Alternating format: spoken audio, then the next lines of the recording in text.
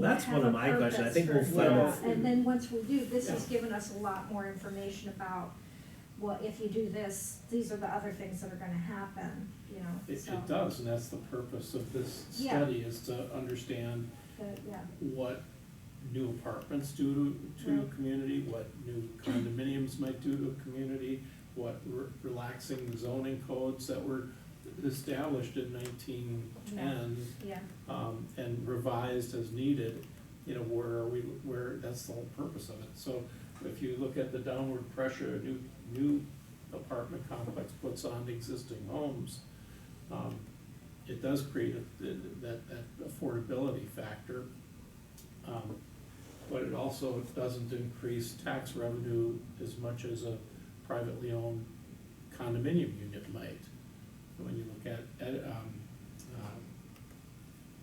Eastwood condominiums, for instance, you know, there's 240 units there, and each unit, you know, there's a turnover every year, and that reestablishes values in that particular complex, and the village is able to tax the unit owners. Yeah, the assessors. condominium taxes are always higher than apartment unit taxes. Right, so, you know, from an economic standpoint, if we're moving forward and recommending what happens in the village moving forward, you know, that's what we have to look at, is the big picture, and then decide on what direction the village should take. I mean, yeah, if we wanna go for increasing assessed valuation, which, you know, is the I think has been traditionally what the CDA has done, and is responsible, because if we're not increasing assessed valuation, we have increasing taxes every year. You know, there's rationale for doing that, but that's gonna lead us to different set of policies than if we wanna try to increase affordability. Yeah, I think it's an interesting discussion, because we, you know, I don't think we've really gotten into this, and this will probably be part of the discussion as we look at this, but, you know, to Dusty's point, you know, I think a lot of it does come down to what are we trying to get at, you know, in 10, 20 years? Are we trying to increase the population? Are we trying to keep the population the same? You know, are we trying to build more units? You know, are we not? You know, I don't see any way to do much of anything unless we build more units. I mean, to deal with any of these issues with our existing stock of housing, I just, there's not much you can do. I mean, Well, there's a lot of opportunities in the village right now to do things, it's just no one is taking advantage of for them. new developments. Yeah. Right, that's what I mean. So, but unless, absent any new development, I don't know what else you can do. I mean, your ability to change anything is so minimal, you It's know? not- Yeah, but even building new housing, I mean, if we build a 50 unit, I mean, 50 units is not a huge number of units relative to No, I know. the, you know, I mean, anything, like, I think we've talked before, anything we do is kind of at the margins, you know? Well, the Legion Post wasn't even on the tax rolls a few years ago. Mm-hmm. And now that particular property is gonna be going on the tax roll because it was sold to a private party. Mm-hmm. And if they develop that site, I saw some preliminary drawings and drafts of what they might wanna do there. What people don't realize is their property runs to in the parking lot to the south. It doesn't go north, it goes south, and that's all their property. Mm-hmm. I don't know what the price point of those is gonna be, but. Well, that's gonna be $60,000 to $100,000 of tax revenue a year, easy. Oh, easily, yeah, I think their price point, do you have any idea, Bart, what the price point was? 400 to 600? Yeah, 600,000. well, some of them were one bedrooms, I think. It's the median, I think Yeah. they're all 3 bedrooms, aren't they? yeah. Some of them, I think they're, It was 2 bedrooms and 1 bedroom. Yeah, that's what it said, was one bedroom and 2 bedroom, but their Maybe price it's point is just gonna be 4. 400 to 600, I can pretty much, or more, depending on what the owners decide to do. So Right. that's a big turnaround for a bunch of dirt that was doing nothing. On a really challenged site. Mm-hmm.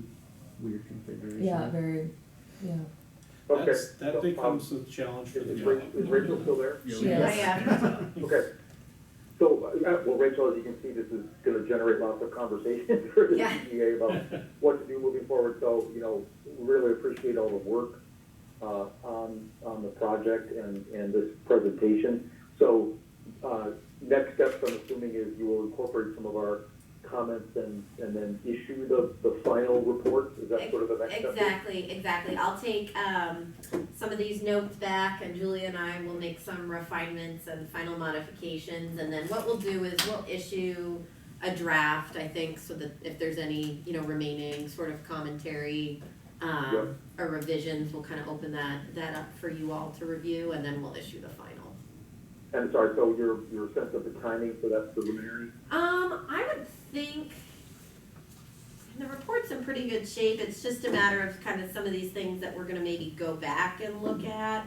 I would say we should be able to get you a draft within the next week or two, taking this into account. Okay. So then, Bart and Rebecca, I don't know, obviously time on the next agenda, I think, to review the final, and I start to get into these questions that have just been brought up over the last 10 minutes, Mm-hmm. What do we have now, what are we trying to do, where are we going? That's really the heavy lifting. Yeah. That the CDA is gonna be needing to do, obviously part of the strategic planning as well. This is all coming together at the same time, which I think is really good. So we can just figure out how to agenda this stuff over the next probably several months to get us to where we need to go. So, Pete, is the CDA wanting to talk about that before the joint strategic planning session? great question, because, Yeah, that is, That's March we, 12th. right, we don't meet again unless we would meet the Friday before. We're gonna try to use that March meeting in lieu of our regular meeting, but if you wanna schedule a meeting to just talk about it, and one of the reasons why we did this analysis and then the strategic planning directly following is so that conversation would be held jointly with the board and the CDA.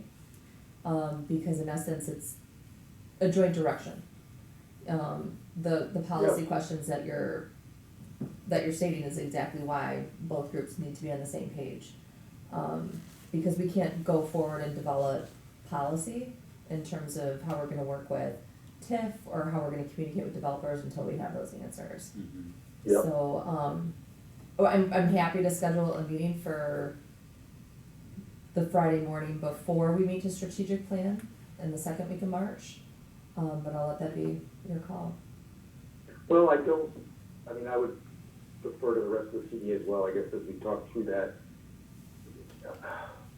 I don't know that we need to meet separately I feel like the joint conversation we're gonna have is gonna kind of be the same regardless of whether we meet first or, the village board members are gonna have all their same questions.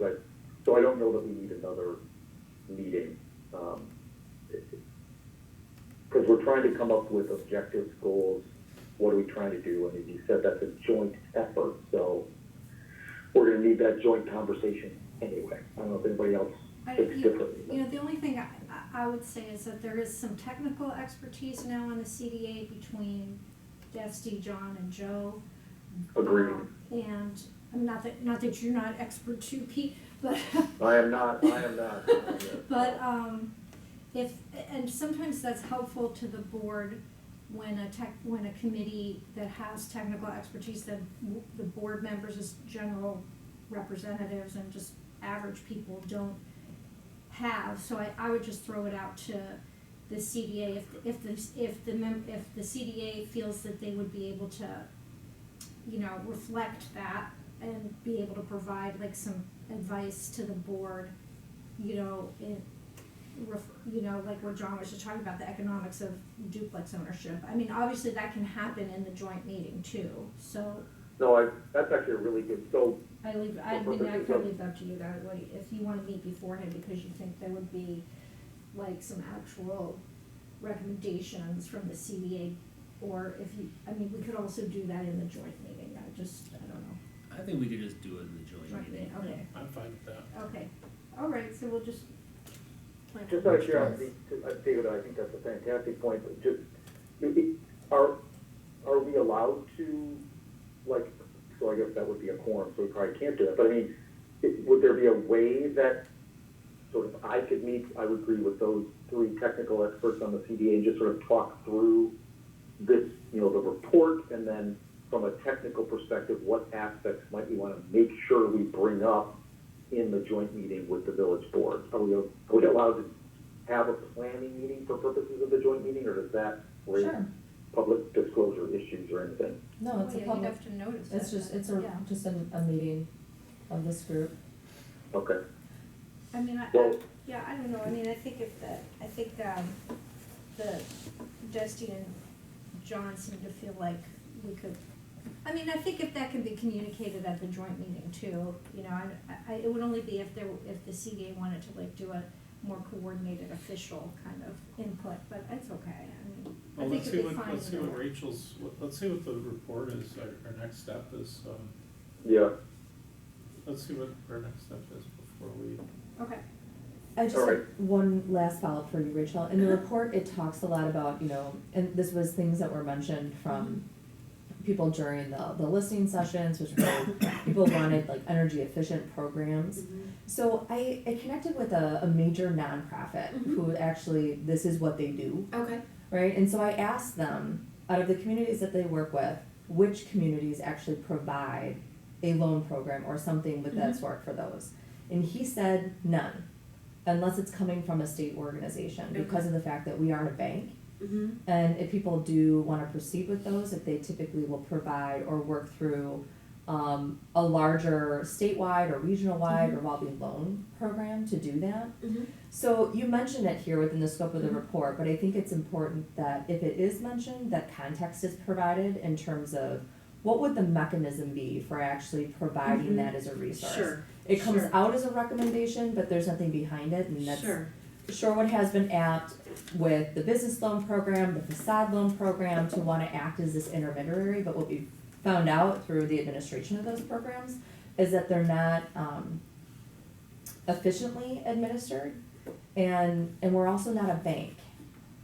So it becomes challenging for the applicant to work with us because we don't want to have people's private information on record with us, subject to open records. And I would imagine that, you know, we're not in the loan business. We can help to try to maybe coordinate to a better route to get to that opportunity, but, we're not processing those every day. And that's why there are loan agents. I mean, like, this is what banks do. So I'm wondering what those resources are that would be different to connect people to those opportunities, but not to be cumbersome in the way that we've been working with them now. Okay. Okay. well, how does the solar Shorewood work, is that just group buying? So, right, so So and could we that use is the that group, for they are a energy larger energy efficiency? consortium, and that is exactly the group I had the conversation with. I said, how, you know, we have had people wanting us to provide grants for their individual homes, and I said, what other communities do you know that do this, right? They're national, they have a very large perspective, and they aren't. Well, why aren't they? Well, You know? whatever that approach is, maybe we could broaden it from just solar to energy efficiency. Right, But I don't know what that is, except I should know, but I think it's just group purchasing. first, the solar, it's a group purchase. Yeah, okay. But I'm like, you know, because I also, you know, because you guys have to choose, this is not free money, right? So if we're, sometimes when we talk about some of the things we wanna do, I'm like, okay, there's stuff. We wanna be helpful to people, but this is, you know, I'm always thinking about what's the pro forma on this? Because we should have one. Which, by the way, You for know. March 12th and the April 2nd, I think it'd be great to let conservation know that this is what's gonna be discussed in HRC. So we do, cause I think they both have, you know, perspectives on this. Well, it will be a joint meeting of the CDA and the board, anyone's available to attend. I know, but we But need yeah. to let them, if you don't Sure. let people know purposely. then, Absolutely, yeah. I can send a reminder Invite, out. and like formally invite them. Yeah. Not to sit at the table, but where they have a comment, like on this stuff, they could give us some info. Yeah, Okay, I'm gonna move to adjourn. I'll say. Can We'll we have just to the go. report or not? What? It's fine. There was 2 other items in the agenda, but I think that out. Can we Yep. just- We don't have time. Yeah, yeah. I gotta We get gotta going. go. Can can we say they were accepted as presented or something like that? Just allow Do to. they have to be, can't we do them later? One's my report, you don't need to do anything with that one. The other one is the annual report, which, you can say accepted as presented, it's just a recap of what you did last year. Yeah, yeah, and there'll be more work done on that probably too. CDA will see that again later, right? Mm-hmm. Okay, well, then we'll just bring it back. Yeah. Yeah, Okay, I move to adjourn. okay. Okay. Second that. All right. All right, Aye, I got it. Aye. thank you, everybody. Thanks, Peter. All right, bye. Interesting discussion.